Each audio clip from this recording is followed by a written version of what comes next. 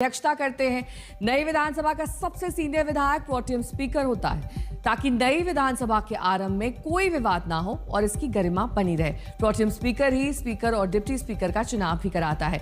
एक बार जब स्पीकर का चुनाव हो जाता है तो प्रोटेम स्पीकर की भूमिका खत्म हो जाती है। मौजूदा विधानसभा में हरनौत से जेडीयू विधायक हरिनारायण सिंह सबसे वरिष्ठ हैं। वो 10वीं बार विधायक चुने गए हैं। उनका प्रोटेम स्पीकर बनना तय माना जा रहा है। इससे बात की आज तक संवाददाता शशि भूषण ने। इतना लंबा कार्यकाल और इस बार के चुनाव में नतीजे कैसे दिखते हैं हरिनारायण जी? देखिए, इतना लंबा कार्य करने का मौका हमें मिला 10वीं बार, तो हम लोग जमीन स्वयं तैयार किए थे। हमारे मुख्यमंत्री नीतीश कुमार जी, उसमें हरनौत विधानसभा क्षेत्र था और मेरा चंडी विधानसभा क्षेत्र था।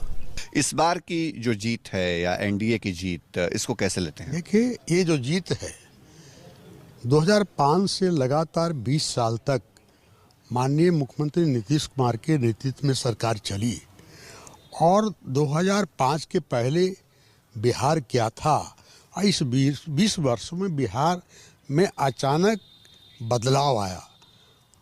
हर गांव शहर हो गए, गांव की गलियां पक्की हो गई, हर गांव और टोले पक्की सड़क से जुड़ गई, बिजली खेत और घर तक चली गई गांवों तक, और उसके बाद विद्यालय के भवन ठीक हुए, शिक्षा में सुधार हुआ, अस्पतालों में सुधार हुआ। एक तरह से जो 15 साल का राज था और अभी भी उसका नेतृत्व तेजस्वी जी कर रहे हैं महागठबंधन का, और वो राजद पार्टी के नेता और महागठबंधन के नेता भी उनको लोगों ने चुन लिया। तो उसे एक डर की भावना थी कि अगर सरकार में बदलाव आई और नीतीश कुमार के नेतृत्व में अगर सरकार नहीं बनी तो जो विकास हुआ है वो मेंटेन नहीं होगा, लॉ एंड ऑर्डर गड़बड़ होगा, और गरीब लोग डरे हुए थे कि परिवर्तन होगा तो फिर वही रह जाएगा। रोहित सिंह मेरे सहयोगी जुड़ गए हैं तमाम जानकारी के साथ। रोहित, कौन कौन से मंत्री रिपीट होने वाले हैं?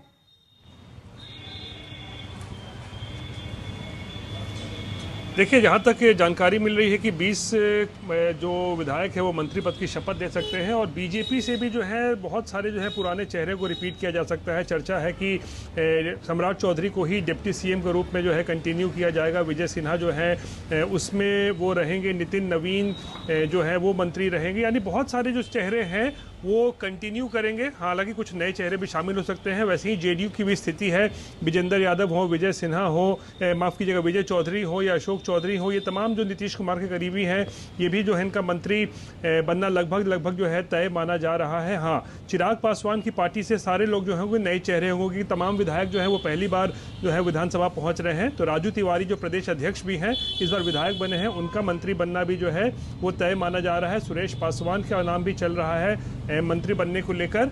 मांझी की तरफ से कोटे से देखें तो उनके बेटे संतोष सुमन जो है वो मंत्री, जो अभी फिलहाल मौजूदा सरकार में भी मंत्री हैं, वो भी जारी रहेंगे। और उपेंद्र कुशवाहा की पार्टी से पहली बार विधायक बनी है उनकी पत्नी स्नेहलता, हो सकता है कि उनकी पत्नी को भी जो है इस बार मंत्री बनाया जा सकता है। तो तमाम जो है तकरीबन 20 चेहरे ऐसे हैं जिनको मुझे लगता है कल जब शपथ ग्रहण होगा तो नीतीश कुमार के साथ साथ ये लोग भी जो है मंत्री पद की शपथ लेंगे। जी ठीक है, बहुत बहुत शुक्रिया इस तमाम जानकारी के लिए। अब बात लालू परिवार में जारी कलह की करेंगे। रोहिणी आचार्य के अपमान को लेकर तेज प्रताप ने एक बार फिर निशाना साधा है। संजय यादव और तेजस्वी के अन्य सलाहकारों का नाम लेते हुए तेज प्रताप ने कहा कि इन पर अपमान करने के आरोप में एफआईआर दर्ज होनी चाहिए और पूरे मामले की जांच होनी चाहिए। तेज प्रताप ने यह भी आरोप लगाया कि खराब तबीयत के बावजूद लालू और राबड़ी पर दबाव बनाया जा रहा है। तेज प्रताप ने जांच के लिए केंद्र सरकार और राज्य सरकार को गुहार लगाई है। प्रधानमंत्री और गृह मंत्री अमित शाह से मामले की जांच कराने की मांग की। उधर पटना पहुंची बीजेपी की पर्यवेक्षक साध्वी निरंजन ज्योति ने लालू परिवार पर हमला बोला है। जंगल राज की पहचान है। अब उनके घर की बेटी सुरक्षित नहीं तो बिहार की अन्य बेटी कैसे सुरक्षित होगी? लालू जी चुप हैं। ये मौनम स्वीकार लक्षणों अपने बेटे के करतूत छिपाने के लिए सब कुछ कर रहे हैं। ये दुर्भाग्य है जो अपनी बेटी के नहीं हो सकता तो बिहार की बेटी हो क्या होगा? और अब बात दिल्ली ब्लास्ट की, जिससे जुड़े मामले की जांच आगे बढ़ रही है। धमाके से जुड़े आतंकियों से संबंधित अल फलाह यूनिवर्सिटी पर शिकंजा कसता जा रहा है। एक दिन पहले ईडी ने 16 घंटे से ज्यादा समय तक यूनिवर्सिटी से जुड़े अलग अलग ठिकानों पर छापेमारी की। इस दौरान अल फलाह यूनिवर्सिटी के चेयरमैन जवाद अहमद सिद्दीकी ने भी ईडी ने उन्हें गिरफ्तार कर लिया है। ईडी की कार्रवाई बीती रात खत्म हुई, लेकिन मिले अहम सबूतों के आधार पर जांच तेज हो गई।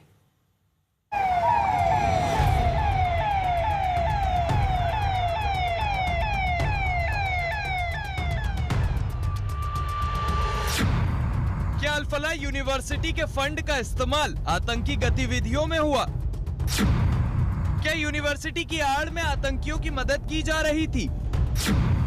क्या शेल कंपनियों के जरिए साजिश रची जा रही थी? 16 घंटे से ज्यादा समय तक अल फलाह से जुड़े ठिकानों पर छापेमारी की गई और इन तमाम सवालों का जवाब जानने की कोशिश जांच एजेंसियों ने की। जी हां, 16 घंटे तक दिल्ली के जामिया नगर इलाके में स्थित अल फलाह यूनिवर्सिटी के हेड ऑफिस पर ईडी की टीम मंगलवार की सुबह करीब 5 बजे पहुंची। ये उन तमाम ठिकानों में से एक पड़ाव था और ईडी की छापेमारी करीब 16 घंटे बाद रात 9:30 बजे खत्म हुई। करीब 16 घंटे तक ईडी की छापेमारी चली है। हम आपको तस्वीरें दिखा देते हैं। यहीं पर टीम पहुंची थी और करीब 16 घंटे तक जांच चली है और उसके बाद यहाँ से ईडी की जो टीम है वो यहाँ से गई है। हम आपको तस्वीरें दिखा रहे हैं। यहाँ पर पुलिस की टीम मौजूद है और यहाँ से हिरासत में भी लेकर के अपने साथ जो ईडी है वो लेकर के गई है और जो चेयरमैन हैं उनको ईडी की तरफ से बताया गया है कि उनको गिरफ्तार कर लिया गया है। बताया जा रहा है कि ईडी ने अल फलाह यूनिवर्सिटी के हेड ऑफिस में मौजूद कर्मचारियों और स्टाफ से सवाल जवाब किए। वित्तीय के दौरान अहम सबूत मिलने के बाद जवाद अहमद सिद्दीकी को पीएमएलए एक्ट के तहत गिरफ्तार कर लिया गया।